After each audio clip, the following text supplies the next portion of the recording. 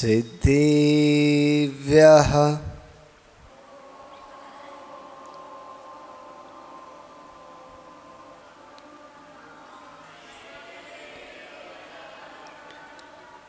रणमुजड़ाड़म। जय बोलिए जिनशासन नायक श्री महावीर भगवान की। प्रातः स्मरणीय परम पूज्य आचार्य भगवान गुरुदेव श्री वसुनंदी महामुनिराज की। मुनि श्री संयमानंद महाराज की। 108 शुभानंद जी महाराज जी की जय।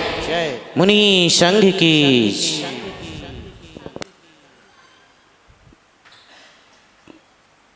जिनेन्द्र देव के पवित्रतम प्रांगण में विराजमान आप सभी प्यारी प्यारी भव्य आत्माओं, हमारे जीवन में जब तीव्र पुण्य का उदय होता है तब जाके हमें देव शास्त्र गुरु के दर्शन प्राप्त होते हैं।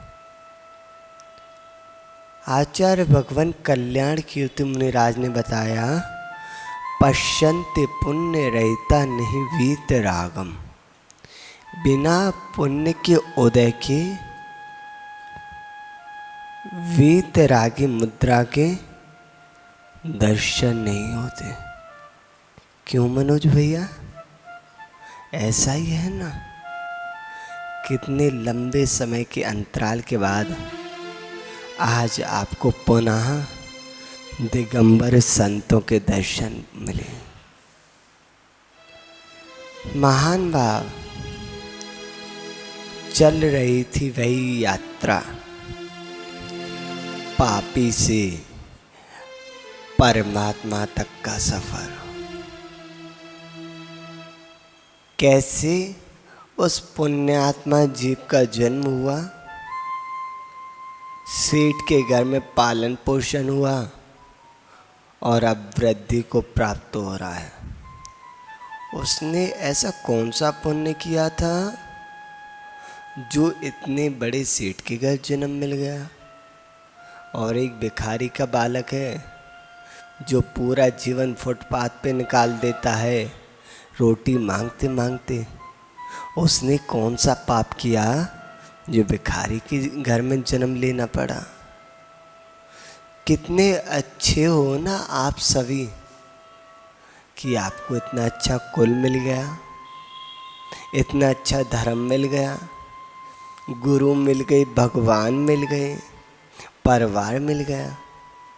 उनको पूछो जाके जरा जिनसे हम मिले हैं।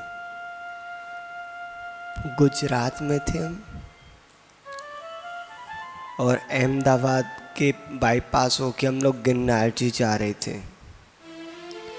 वहाँ पे कॉलेज था, उस कॉलेज में हमने रात्रि विश्राम किया।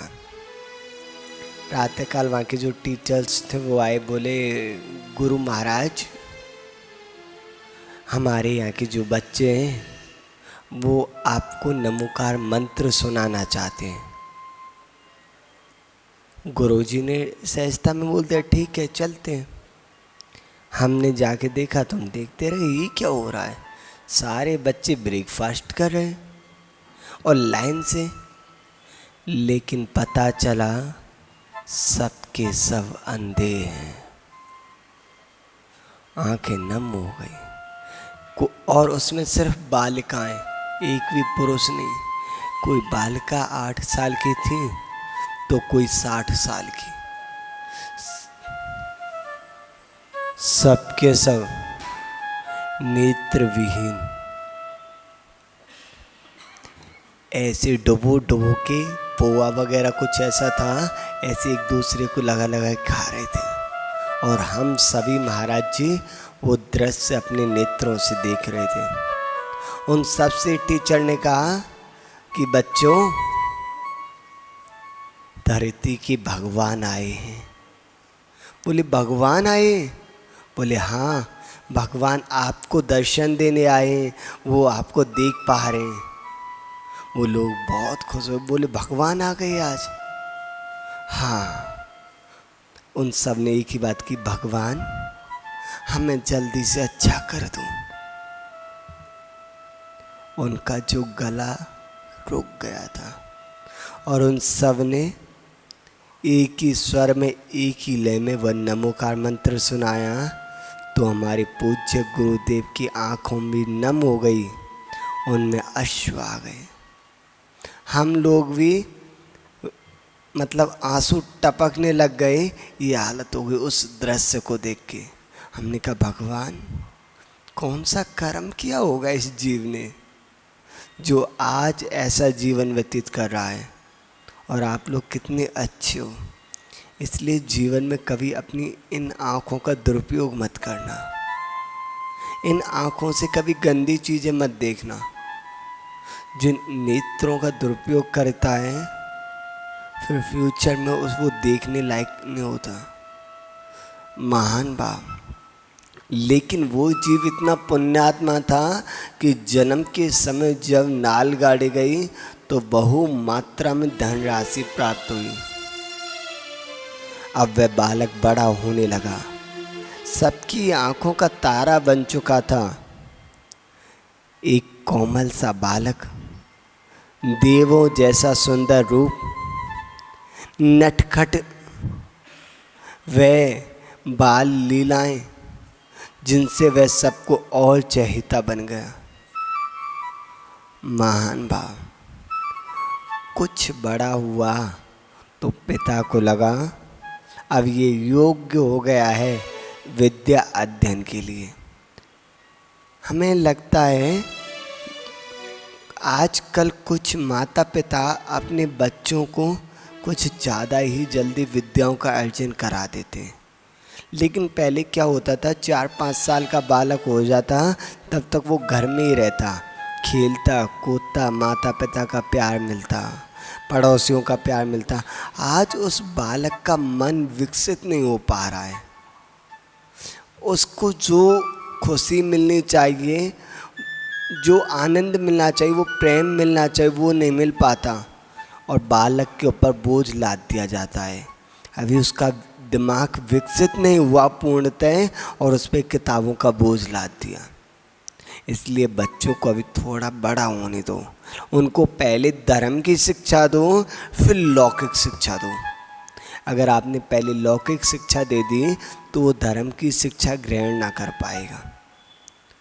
महान भाव, कुछ ही समय में वह अनेकों विद्याओं में पारंगत हो गया और जब 8 साल का हुआ तो अभिषेक करने जाने लगा, पूजा पाठ करने लगा, मुनि राज की सेवा करता, बैयावृत्ति करता, विहार कराता, आहार कराता, खूब सेवा करता, चौके लगाते।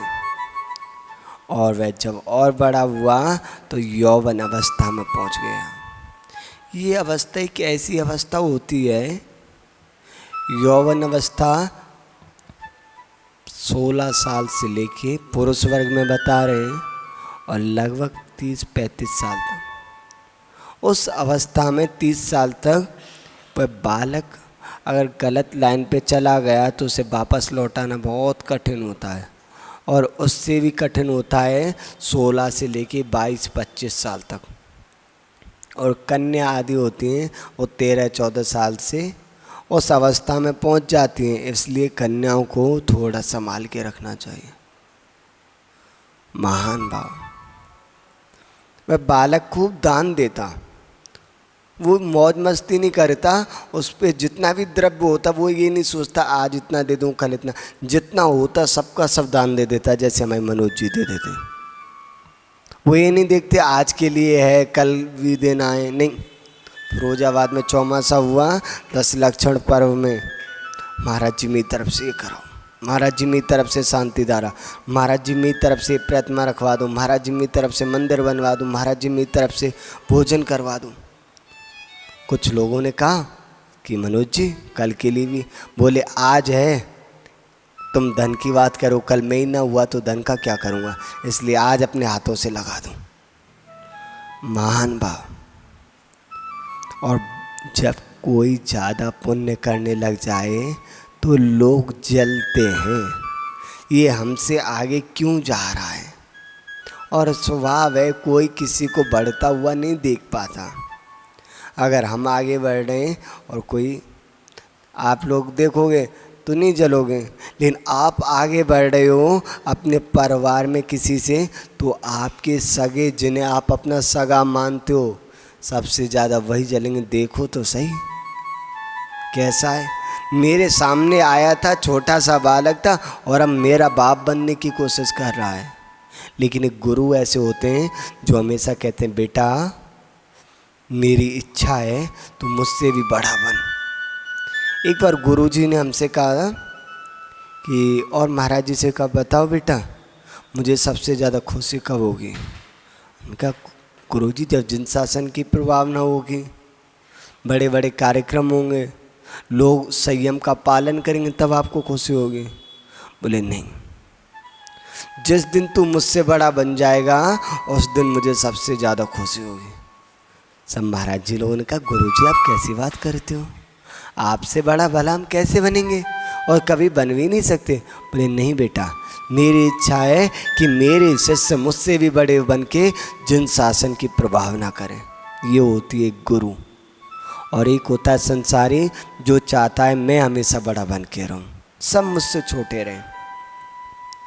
लेकिन उसके 7 भाई थे, सातों भाई जलने लगे। कमाते हमें, सुबह से लेके शाम तक पसीना बहाते हमें, और ये आता है सोने की मोहरें ले जाता है, कभी चांदी कभी हीरे जवाहरात, और एक बार में सब दान करके आ जाता है। 1 दिन हुआ, 2 दिन हुए, 5 दिन हुए, अब तो एक लिमिट ही क्रॉस हो गई। उन सब ने अपनी माँ से कहा, माँ देखो ये सही नहीं है, हम कमाते हैं, ये घर पे बैठा रहता, कोई काम धंधा करना नहीं, आप इसे काम के लिए बोलो। माँ बोली, कोई बात नहीं बेटा, अभी छोटा है, कर लेगा बाद में, 1 बार 2 बार। लेकिन बार बार जब कोई किसी बात को कहते हैं तो फिर वो बात प्रभाव डालने लगती है। तो उसके पिता ने एक दिन कहा, बेटा एक काम करो, आज आप व्यापार के लिए जाओ। पिताजी व्यापार क्या होता है? बोले एक वस्तु का दूसरी वस्तु के लिए देना और दूसरी लेना, वस्तुओं का आदान प्रदान करना, ये कहलाता व्यापार। बोले ये कैसे करते हैं? बोले चलो हम बताते हैं। उसको अपने साथ ले गया, साथ में एक नौकर भी ले लिया और 100 सोने की दीनार उसके हाथ में रख दी। बोले बेटा इससे वस्तुओं का आदान प्रदान करना और संध्या काल तक जो भी फायदा हो, जो भी लाभ हो तुम लेके आ जाना। बोले ठीक है, मैं आज खूब व्यापार करूँगा। 100 दीनार आ गई सोने की। उसने देखा सामने से एक व्यक्ति एक अश्व को लेके आ रहा है, धवल कलर का अश्व, और मानो ऐसा लगता था कि ये वायु को भी परास्त करने वाला है। ऐसी तीव्र चाल, जिस अश्व को देख के हर कोई उसको अपने पास रखना चाहे। उसने कहा भाई ये अश्व बेचोगे? बोले हाँ उसी के लिए तो लाया हूँ। बोले क्या दोगे? बोले तुम बताओ तुम क्या लोगे? बोले मैं क्या लूँगा, ये छोड़ो, खरीद तुम रहे हो, तुम बताओ क्या दोगे? बोले क्या दूंगा, मेरे पास ये 100 सोने की दीनार है, ये ले लो, मुझे अपना अश्व दे दो। और वो अश्व मात्र 10 दीनार का था। बोले हो गई मौज। बोले कौन पागल मिल गया आज सुबह सुबह? उसने जल्दी से अपना अश्व दिया, ले भाई ये रस्सी पकड़, ला मेरी थैली। थैली दी और वह सेठ का पुत्र बड़ा प्रसन्न है। उसका नाम क्या था पता है? उसका नाम था धन्य कुमार, जिसको पाके पूरी नगरवासी धन्य हो गए, उसके माता पिता धन्य हो गए। क्यों? क्योंकि उसके आते ही धन धान से उनके खजाने भर गए, इसलिए उसका नाम रखा गया धन्य कुमार। महान भाव। अब एक व्यापार हो गया। कितने व्यापार हो गए अभी? एक। अभी तो दोपहर हुई थी, बोले अभी तो और व्यापार करेंगे। खड़ा था, इतने में देखा दो बड़े बड़े सींग धवल बैल एक व्यक्ति लेके आ रहा है। बोले भैया बैल बेचोगे? बोले हाँ। बोले बदले में क्या दोगे? बोले ये अश्व। बोले ठीक। उसने अपने दोनों बैल उसको दिए, अश्व लिया और जल्दी से घोड़े पे बैठ के भाग गया। बोले वापस ऐसा ना हो, वापस ले ले, जल्दी से भाग लो। वो बैल मात्र 5 दिनार के, अश्व 10 दिनार का। फिर घाटा हो गया, लेकिन उससे तुम आनंद आ रहा। बोले आहा, मैंने 2 व्यापार कर लिए आज, पिताजी बहुत खुश होंगे। बोले अभी और करेंगे व्यापार। नौकर चुपचाप देख रहा है। बोले कहाँ फंस गया आज मैं? आज सेठ जी मुझे नौकरी से निकाल देंगे। मैंने तुझे इसलिए भेजा था इसके साथ, लेकिन अगर बोला तो ये निकाल देगा नौकरी से। इससे अच्छा सेठ निकाले तो ठीक रहेगा। जो होगा देखा जाएगा, चुपचाप खड़े रहो, देखते रहो तमाशा। इतने में एक व्यक्ति आया, उसने देख के पास एक भैंसा था और पीछे गाड़ी थी जिसमें लकड़ियाँ भरी हुई थी। उसने कहा भाई व्यापार करोगे? बोले व्यापार के लिए तो लाए। बोले तुम क्या दोगे बदले में? बोले मेरे पास ये 2 धवल बैल हैं। बोले बहुत सुंदर, ये लो बैल, मुझे अपनी गाड़ी दे दो। अब तो और ज़्यादा, अब तो भैंसा भी मिल गया और लकड़ियों से भरी हुई गाड़ी भी मिल गई। आनंद आ गया, खुश हो रहा है। लेकिन ये नहीं पता वो मात्र 1 दिनार की थी और 5 दिनार के दोनों बैल दे दिए। बड़ा आनंदित हो रहा है। अब बोला अच्छा, अश्व, 2 बैल और भैंसा गाड़ी, 3 व्यापार हो गए। अब थक गए। नहीं अभी नहीं, अभी और करेंगे व्यापार। अभी व्यापार और करना है। मन में बड़ा आनंद आ रहा था, 3 व्यापार हो गए। वो क्या जाने क्या लाभ क्या नुकसान। उतने में देखा एक व्यक्ति बकरी को लेके जा रहा है। बकरी वाले भाई सुनो, ये बकरी बेचोगे क्या? बोले नहीं। अरे देख लो अगर बकरी बेचो। बोले भैया तुम दोगे क्या? बोले क्या दोगे? ये भैंसा गाड़ी ले जाओ। वो देखता रहेगा। बोले भाई सुबह सुबह दोपहर में मजाक करने के लिए मैं ही मिला था क्या? बोले नहीं, मैं सच कह रहा हूँ, मैं मजाक नहीं कर रहा। व्यापार है, व्यापार में मैं मजाक नहीं करता, सच कह रहा हूँ। ये भैंसा और ये लकड़ियों की भरी हुई गाड़ी, ये दोनों ले जाओ, पर मुझे ये बकरी दे दो। मन ही मन सोचने लगा ये मुझे पागल बना रहा है या खुद पागल है। बोले खुद ही पागल होगा तभी तो दे रहा है। उसने जल्दी से बकरी की रस्सी उसे पकड़ाई और भैंसा गाड़ी ली और भाग गया।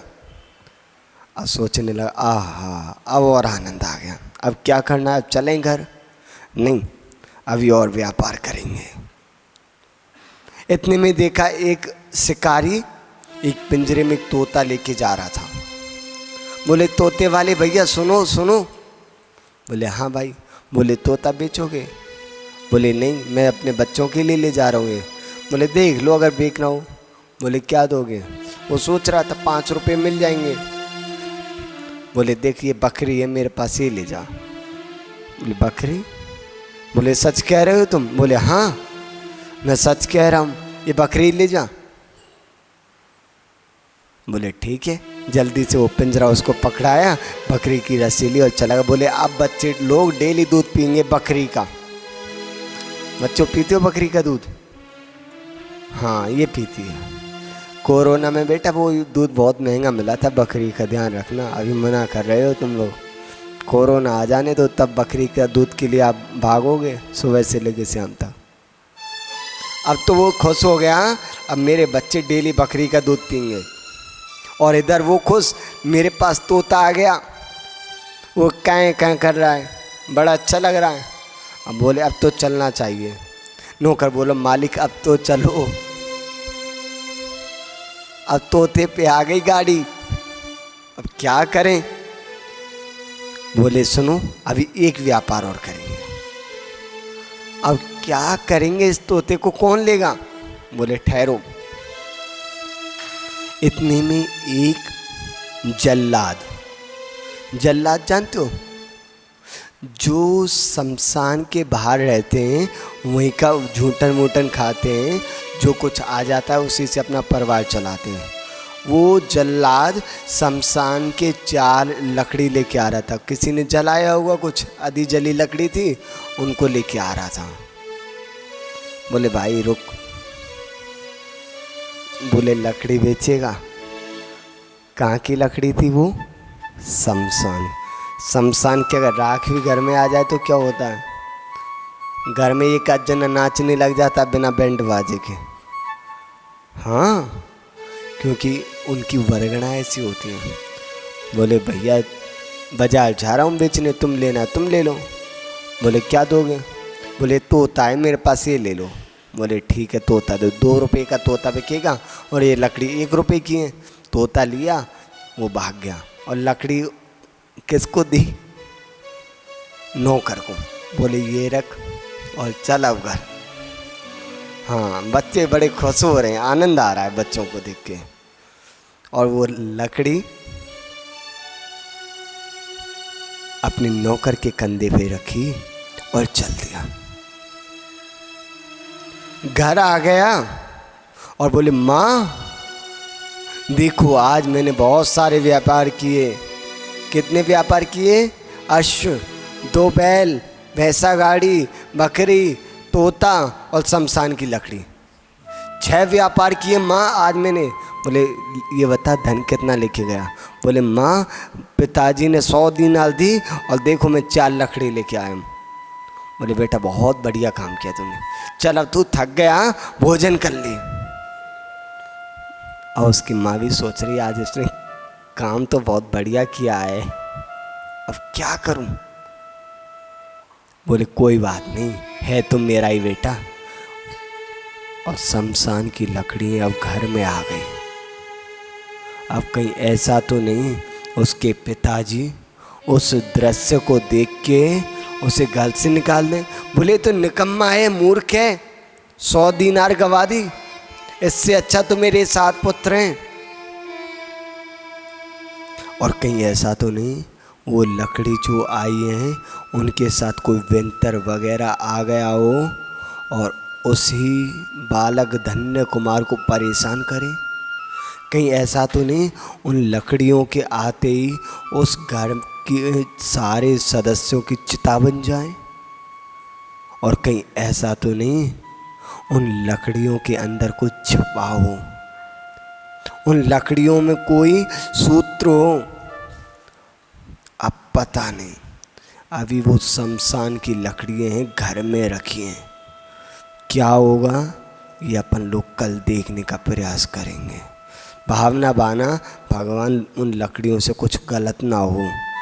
आप कभी मत लाना अपने घर में, आप ऐसा व्यापार मत करना, और करो तो ऐसी लकड़ी कभी शमशान की मिट्टी, शमशान की लकड़ी कभी अपने घर में मत लाना, ये बहुत अशुभ होती हैं।